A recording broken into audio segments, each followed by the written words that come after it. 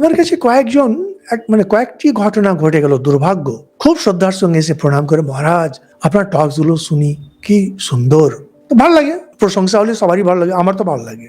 আচ্ছা মহারাজ, একটা প্রশ্ন ছিল, তো এটা শুনলে তখন মাথা অ্যালার্ট হয়ে যায়। দেখুন, যা বলার আমি টক্সে বলে দিয়েছি, বাইরে কিচ্ছু বলার নেই। না গীতাতে এই যে স্ত্রী বৈশ্য শূদ্র নিন্দা করা হয়েছে, আমি অবাক, কোথায় নিন্দা করেছে? না নিন্দা করা হয়েছে? আরে কোথায় নিন্দা করা হয়েছে? আপনি আমার টক শুনেছেন? হ্যাঁ শুনেছি। আমি কি বলেছি? না মনে নেই।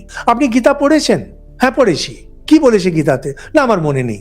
তর্ক করে যাচ্ছে যে না, যখন ছিল তখন ছিল, এখন তো নারী সমান হয়ে গেছে পুরুষের, এখন কেন এগুলো? কি উল্টো পাল্টা কথা বলে যাচ্ছেন।